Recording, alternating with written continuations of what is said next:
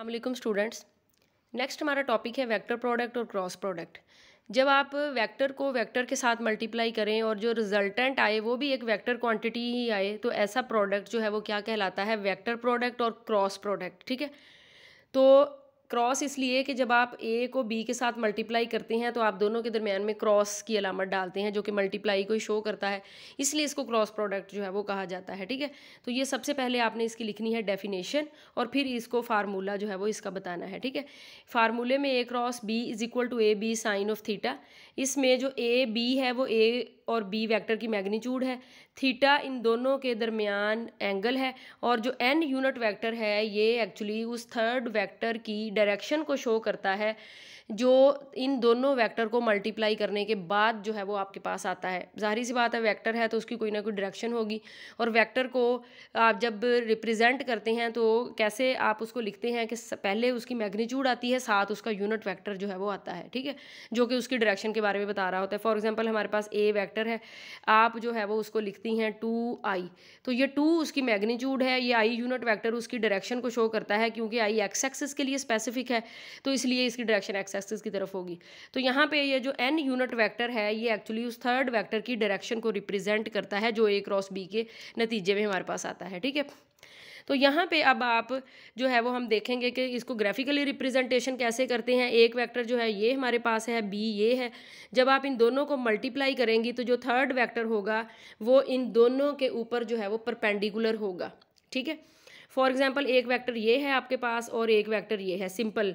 तो ये x है और ये y है, तो अगर आप इन दोनों को मल्टीप्लाई करती हैं तो आपके पास जो रिजल्टेंट वेक्टर आता है वो z डायरेक्शन में आएगा और वो ये होगा। यानी अगर आप यहाँ से ड्रॉ करना चाहें तो इस तरह ड्रॉ करेंगे, लेकिन अगर आप इसको सेंस को समझना चाहते हैं तो आपके मोबाइल की स्क्रीन से बाहर की तरफ, ठीक है, आपके मोबाइल की स्क्रीन से बाहर की तरफ जो वेक्टर होगा वो इन दोनों को यानी ए क्रॉस बी का हमारे पास रिजल्ट जो है वो देगा।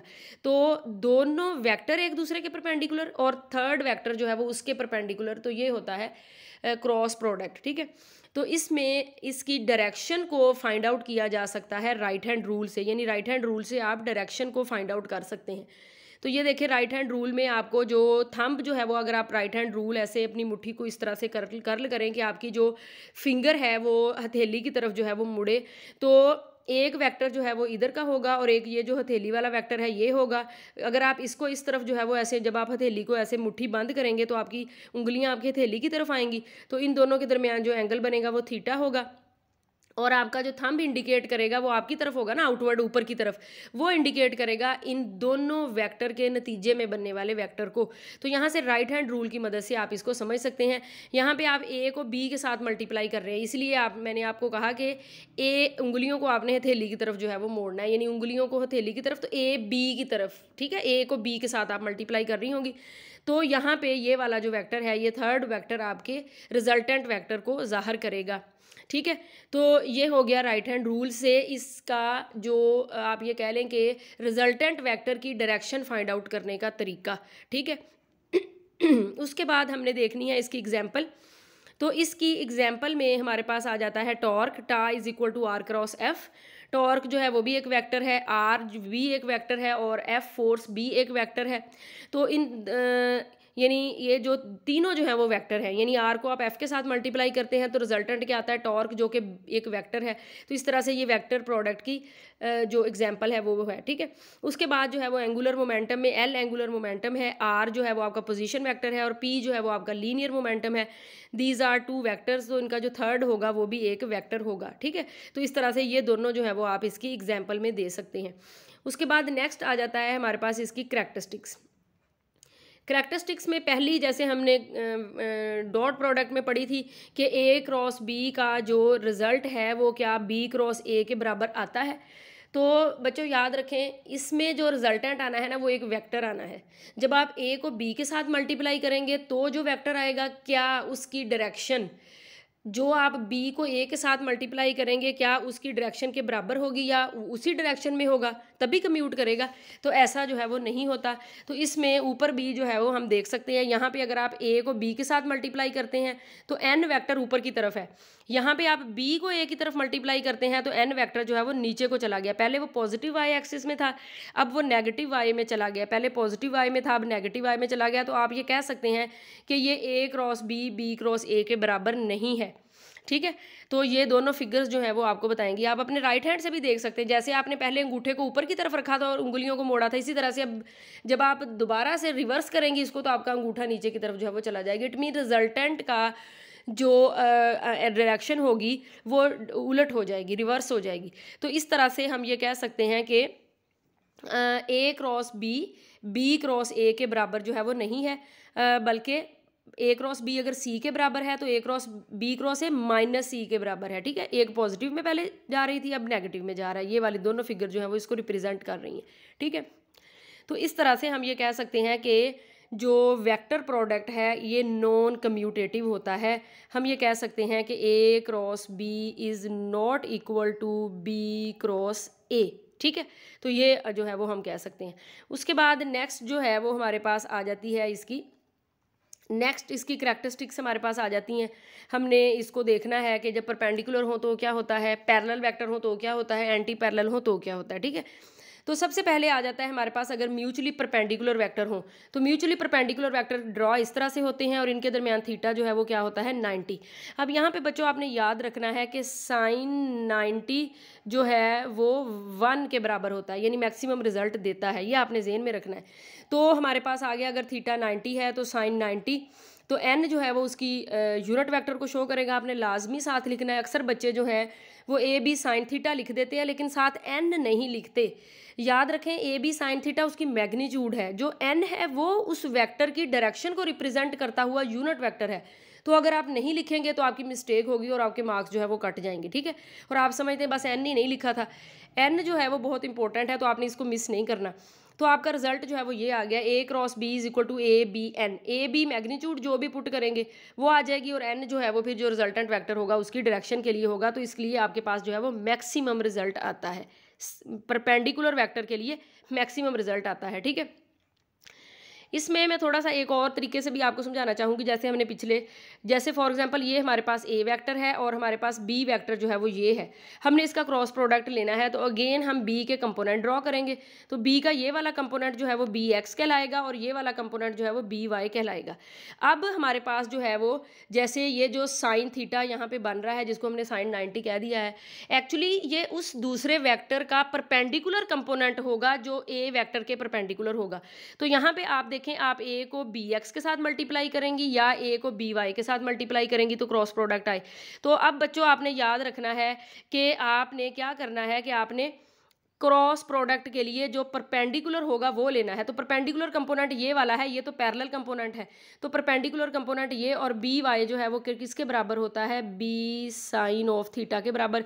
इसलिए आप इसको लिखेंगी A B sine of theta where theta is the angle between these two, और जो कि वो 90 के बराबर होगा। तो इस तरह से भी आप इसको सिंपल तरीके से भी एक्सप्लेन कर सकते हैं, ठीक है। तो परपेंडिकुलर वेक्टर के लिए जो क्रॉस प्रोडक्ट है वो मैक्सिमम आता है, ये याद रखिएगा, क्योंकि इससे रिलेटेड शॉर्ट क्वेश्चन भी आपको आ सकता है, एमसीक्यू भी, तो आपने ये ज़हन में रखना है। अगेन परपेंडिकुलर वेक्टर के लिए हम यूनिट वेक्टर की फॉर्म में जब आप इसको लेते हैं तो अब यूनिट वेक्टर का आप ज़हन में रखें कि ये इस तरह से होता है, ठीक है। ये हो गया आई के लिए, ये हो गया जे के लिए और ये हो गया के लिए, आई जे के, ठीक है, इस तरह से होता है। तो अब आपने परपेंडिकुलर ले रहे हैं तो एक आपने आई को जे के साथ ले लिया, आई को जे के साथ लिया, तो आपने इसको पहले सॉल्व कर लेना है। अब यहाँ पे आपने लिखना था आई जे साइन 90 एन, एन जो है वो थर्ड वेक्टर को रिप्रेजेंट कर रहा है। याद रखें बच्चों, जब आप आई को, यानी आई ये है और वाई ये है, जब आप एक्स को वाई के साथ ले रही होंगी जो, तो थर्ड वेक्टर जो इसके रिजल्टेंट को शो करेगा वो के की डायरेक्शन में होगा। इसलिए यहाँ पे हमने एन की जगह पे के लिखा है, रट्टा नहीं लगाना कि आई जे के बाद के, तो के एक्चुअली वो थर्ड वेक्टर है जो आई और जे के क्रॉस प्रोडक्ट को शो कर रहा है, यानी आप आई को जे के साथ मल्टीप्लाई करेंगी तो इनका जो रिजल्टेंट आएगा वो के यानी या जेड के फॉर्म में आएगा और वो के यूनिट वेक्टर उसको रिप्रेजेंट करेगा, इसलिए हमने यहाँ पे एन की जगह पे के लिखा है। तो आई की मैग्नीट्यूड भी 1, जे की भी 1, साइन 90 की भी 1, तो आई जे फिर किसके बराबर हो गया, के बराबर। ठीक है, इसी तरह से आई जे के बराबर हो गया, जे के आई के बराबर हो गया और के आई जो है वो जे के बराबर हो गया। ठीक है, और अगर आप इनको रिवर्स करेंगी तो साथ माइनस लग जाएगा।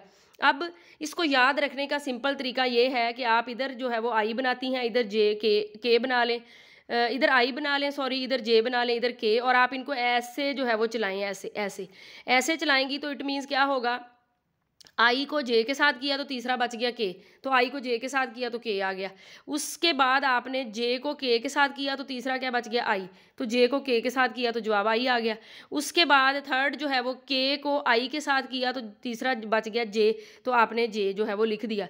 यानी अगर आप इस डायरेक्शन में ऑर्डर चलाएंगी, ऐसे ऑर्डर चलाएंगी, तो जो पहले दोनों को मल्टीप्लाई करेंगी थर्ड उसका रिजल्टेंट, अगले दोनों को मल्टीप्लाई करेंगी तो थर्ड उसका रिजल्टेंट, यानी आप इस तरह से जो है वो जब चलाएंगी साइकिल को, इस तरह से चलाएंगी तो आप ये कह लें कि एक ही डायरेक्शन में ऐसे चलाएंगी तो एक के बाद दूसरा, दूसरे के बाद जो रिजल्टेंट आएगा वो तीसरा ही होगा। ठीक है, और उलट करेंगी तो जाहिर सी बात है सबके साथ माइनस साइन आ जाएंगे। तो the above formula can be memorised with the help of a clock, यानी आप एक डायरेक्शन में आपने ऐसे चलना है तो आपको ये आसानी से याद हो जाएगा। ठीक है, उसके बाद जो है वो हम करते हैं क्या उसको कह रहे हैं पैरेलल वेक्टर के लिए और एंटी पैरेलल वेक्टर के लिए। ठीक है, तो ये हो गया पैरेलल वेक्टर के लिए। पैरेलल वेक्टर कौन से होते हैं, ये हो गया ए और ये हो गया बी, ये दोनों एक दूसरे के पैरेलल हैं और इनके दरमियान थीटा क्या होता है, 0। चलिए आपने ड्रॉ ज़रूर करने हैं वेक्टर के पैरेलल किस तरह से होते हैं और एंटी पैरेलल किस तरह से होते हैं। तो ये पैरेलल ड्रॉ हो गए, थीटा 0 हो गया, साइन 0 0 होता है तो रिजल्ट क्या आ गया, 0। उसके बाद हम ड्रॉ करते हैं एंटी पैरेलल, ये हो गया ए वेक्टर और ये हो गया बी वेक्टर, ये हो गया एंटी पैरेलल, और एंटी पैरेलल के दरमियान थीटा होता है 180 डिग्री। लाजमी वेक्टर भी ड्रॉ करने हैं, साथ थीटा भी लिखना है। तो इस तरह से साइन 180 भी 0 होता है, साइन 0 भी 0 होता है, तो इसका रिजल्टेंट भी 0 आ गया और इसका रिजल्टेंट भी 0। तो यहाँ पे पैरेलल और एंटी पैरेलल, यानी दो वेक्टर ए और बी जब पैरेलल होंगे या एंटी पैरेलल होंगे तो उनका क्रॉस प्रोडक्ट कुछ नहीं आएगा, 0 आएगा। इसको हम आई जे के यानी यूनिट वेक्टर की फॉर्म में भी लिख सकते हैं। जब आपने पैरेलल लेना है इट मीन्स कि आपने आई को आई के साथ लेना है, तो हमने कहा कि 0 होगा तो 0 आएगा। जे को जे के साथ लेना है वो भी 0, इसी तरह से के को के साथ लेना है वो भी 0, तो तीनों का 0 आएगा क्योंकि इनका आपस में आप ले रहे हैं, तो ये पैरेलल के लिए है। तो यहाँ पे एक प्रूफ भी कर दिया है कि कैसे 0 होगा, आई आई साइन 0, तो आई का आई के लिए तो साइन 0, तो यहाँ पे इसका जवाब 0 जो है वो आ गया। इसी तरह से आई का जे के साथ, जे का सॉरी आई का आई के साथ, जे का जे के साथ और के का के साथ, ये आपको क्या रिजल्ट देगा, 0 रिजल्ट देगा। That is very important. ठीक है, पैरेलल वेक्टर के लिए जो रिजल्टेंट आएगा वो कुछ भी नहीं आएगा बल्कि 0 आएगा। ठीक है, अब उसके बाद आ जाता है जी सेल्फ प्रोडक्ट के एक वेक्टर का वेक्टर के साथ आप कैसे लेते हैं। तो वेक्टर का वेक्टर के साथ का भी वही मतलब है ना कि एक वेक्टर ए इस डायरेक्शन में है, दूसरा वेक्टर ए वो भी वही, उसी के साथ ही अगर आपने लेना है तो सारी सी बात है थीटा क्या हो गया, 0। जब थीटा 0 है तो आपका रिजल्टेंट जो है वो नहीं आएगा, तो आपका जो सेल्फ प्रोडक्ट है वो एक नल वेक्टर आएगा यानी 0। ठीक है, उसके बाद आपने रेक्टेंगुलर कंपोनेंट की फॉर्म में लेना होता है। ये ए है, ए के रेक्टेंगुलर कंपोनेंट है, ये बी है, बी के रेक्टेंगुलर कंपोनेंट है। आपने इन दोनों का क्रॉस जो है वो करना है या इनका क्रॉस प्रोडक्ट लेना है। अब याद रखें मल्टीप्लिकेशन का तरीका वही है जो आप 9th-10th में करते आए हैं, लेकिन मल्टीप्लाई करते हुए जो यूनिट वेक्टर आएंगे उनको सेम रूल जो पहले होता है उसके साथ मल्टीप्लाई नहीं करना। आई का आई के साथ आया तो आई स्क्वायर लिख दिया, इस तरह नहीं, बल्कि आई क्रॉस जे, और वो आपको याद होना चाहिए। पीछे ये भी हमने डिस्कस किया है कि आई का आई के साथ, आई का जे के साथ, आई का के साथ क्या रिजल्ट जो है वो आएगा, वो आप जो है वो इस तरह से, ये आई है, ये जे है, ये के है, तो ऐसे मल्टीप्लाई करके आप एक दफ़ा लिख लें साइड पे, तो फिर आप इसको इसमें इम्प्लीमेंटेशन करके जो है वो कर सकते हैं। ठीक है, तो थर्ड जो है वो हमारे पास यहाँ पे सारा हमने इसको ए का ए क्रॉस बी, 3 यहाँ पे भी आपके पास रोज आएंगी, ये दूसरी रो और ये तीसरी रो। अब आपने नेक्स्ट में याद रखना है आई का आई के साथ करेंगे तो क्या आएगा, आई का जे के साथ करेंगे तो क्या आएगा, आई का के साथ करेंगे तो क्या जवाब आएगा। इसी तरह से तमाम में आपने ये आइडेंटिटी जो है वो जेन में रखनी है। ठीक है। और वो पीछे हम कर चुके हैं, आई का आई के साथ, आई का जे के साथ, आई का के साथ, यानी एक दूसरे के साथ भी और सेल्फ भी हम सारा पीछे कर चुके हैं, वो आपने जेन में रखना है। और नेक्स्ट जो है वो आपने यहाँ ये पुट कर देना है और फिर हमारे पास जो है वो ये इस तरह का रिजल्टेंट जो है वो आंसर आएगा। ठीक है, इसमें जो कॉमन थे वो हमने बाहर निकाल लिए हैं, तो ये हमारे पास रिजल्टेंट आंसर आएगा। याद रखें इसमें सिर्फ 3 टर्म जीरो होंगी। ठीक है, कौन सी टर्म जीरो होंगी? आई का आई के साथ जीरो होगा, जे का जे के साथ जीरो होगा, तो के का के के साथ जीरो होगा। बाकी 1 2 3 4 5 6 टर्म रिजल्टेंट में आपके पास आनी चाहिए। सिर्फ 3 टर्म जो है वो आपके पास जीरो आ रहा है, बाकी 6 टर्म जो है वो 1 2 3 4 5 6 और उनको रीअरेंज करके जो है वो हमने यहाँ पे लिख दिया है, जो कि परपेंडिकुलर जो कंपोनेंट होते हैं उनकी फॉर्म में आपके पास जो है वो जो रिजल्टेंट आ रहा है। ठीक है, तो उसके बाद जो है वो एक और मेथड है जिसको आप डिटर्मिनेशन मेथड जो है वो कहते हैं, उससे भी आप ये निकाल सकते हैं, ये मैथमेटिकल में है। ठीक है, तो ये भी आपने इसको भी देखना है। इसमें क्या किया जाता है कि ऊपर जो है वो यूनिट वेक्टर लिखे जाते हैं आई जे के, और नीचे आई के कंपोनेंट लिखे जाते हैं। इसमें आप जे के कंपोनेंट लिखेंगे और इसमें जो है वो आप के कंपोनेंट लिखेंगे। ठीक है, तो इस तरह से इनको मल्टीप्लाई जो है वो करना है। तो इनको मल्टीप्लाई करने का क्या तरीका है वो मैं आपको बताती हूँ, कैसे आपने मल्टीप्लाई करना है। ठीक है, तो आपने सबसे पहले आई लेना है और आई के नीचे वाले छोड़ देने हैं, इसको इसके साथ मल्टीप्लाई करना है और इसको इसके साथ मल्टीप्लाई करना है। तो आपके पास ये फर्स्ट टर्म जो है वो आ जाएगी। आई यानी आपने शुरू में लिख लिया या एंड पे लिख लिया, कोई बात नहीं। तो ए वाई को बी जेड के साथ मल्टीप्लाई किया माइनस ए जेड को बी वाई के साथ, तो ये आपका फर्स्ट टर्म आ गई। अब आ जाते हैं सेकंड टर्म में। सेकंड टर्म में आपने लिखना है जे और उसके बाद जे वाले कंपोनेंट छोड़ देने हैं और इनको इसके साथ मल्टीप्लाई करना है और इसको इसके साथ मल्टीप्लाई करना है। याद रखें, पहले मल्टीप्लाई करेंगे तो अगले के साथ माइनस आएगा। ठीक है, तो यहाँ पे ए एक्स है तो बी जेड ये आ गया ए एक्स, और ये वाला जो है यानी जे के साथ जो है वो आ गया ए एक्स बी जेड, ये वाला आ गया माइनस को क्योंकि रीअरेंज किया ना, तो ये पहले लिखा है वो बाद में। ठीक है, उसके बाद बी जेड आ गया। अच्छा, एक और चीज़ मैं आपको बता दूं, आई के साथ पॉजिटिव आएगा, जे के साथ माइनस आएगा, अगेन के साथ फिर पॉजिटिव आएगा, यानी एक पॉजिटिव एक नेगेटिव एक पॉजिटिव एक नेगेटिव। ठीक है, ये आपने जेन में रखना है। और दूसरी बात कि जब आपने पहले को मल्टीप्लाई करना है तो पॉजिटिव माइनस ये, पहले को मल्टीप्लाई करना है तो पॉजिटिव माइनस ये। उसके बाद थर्ड हमारे पास आ गया के। अब ये आ गया हमारे पास के, और जब आपने के को मल्टीप्लाई करना है तो के नीचे वाले छोड़ देने हैं, इसको इसके साथ मल्टीप्लाई करना है और इसको इसके साथ मल्टीप्लाई करना है। तो ये रिजल्ट आपके पास आ गया ए एक्स बी वाई माइनस ए वाई बी एक्स। ठीक है, के साथ क्योंकि पॉजिटिव था इसलिए ये ऑर्डर वही है, जे के साथ क्योंकि माइनस आना था इसलिए जो माइनस वाली टर्म थी वो पॉजिटिव हो गई, जो पॉजिटिव वाली टर्म थी वो माइनस हो गई। तो कंफ्यूज नहीं होना कि ये ऐसे क्यों लिखा है, मैंने आपको इसका रिजल्ट बताया है कि क्यों लिखा है ये इस तरह से। ठीक है, तो ये हमारे पास रिजल्ट वही आया है जो इससे पहले हमारे पास जो है वो रिजल्ट आया था। ये दोनों रिजल्ट जो है वो हमारे पास क्या सेम है, ये देखें। जो आपने एक दफ़ा वो यानी मल्टीप्लिकेशन से निकाला और एक दफ़ा आपने डिटर्मिनेंट की फॉर्म में निकाला, तो ये रिजल्ट सेम आता है। तो आप इस तरह से भी, अगर आपको ये आसान लगता है तो आप इस तरह से भी निकाल सकते हैं। ठीक है, नेक्स्ट जो है लास्ट में हमने इसको जो अभी हमने निकाला है, the magnitude of the vector product is equal to the area of a parallelogram. ये दो जो है वो आपस में, यानी इसकी जो ये दो साइड जो है वो आपस में इस तरह से पैरेलल होती हैं। ठीक है, तो इसका एरिया एक्चुअली क्या होता है, इसका एरिया यानी कि लेंथ ये वाली एक ये वाली होती है और एक ये वाली हाइट इसकी होती है। तो अगर आप एरिया, ये तो मैथमेटिकल था ना, लेकिन अगर हम इसको वेक्टर के क्रॉस प्रोडक्ट के हवाले से देखें तो जब आप ए क्रॉस बी लेते हैं तो आता है ए बी साइन थीटा। तो ए बी साइन थीटा, इसमें क्योंकि ये वेक्टर इस तरह से है, ये इस तरह से, तो मैंने आपको पहले भी बताया जो वेक्टर इस तरह से होगा आप उसके परपेंडिकुलर कंपोनेंट ड्रा करेंगी। तो ये वाला कंपोनेंट इसका एक्स वाला आ गया और ये वाला वाई वाला, और हमें जो क्रॉस प्रोडक्ट है वो वाई वाला कंपोनेंट देगा जो बी साइन थीटा के बराबर होता है। तो इसका जो रिजल्ट आएगा वो आएगा a B sine of theta, जो कि हमने यहाँ पे लिखा हुआ है। इसीलिए हमने ए को अलहदा लिखा और बी साइन थीटा को ब्रैकेट में क्लोज कर दिया है कि बी का वो कंपोनेंट जो ए के परपेंडिकुलर है वो हमें क्रॉस प्रोडक्ट देगा।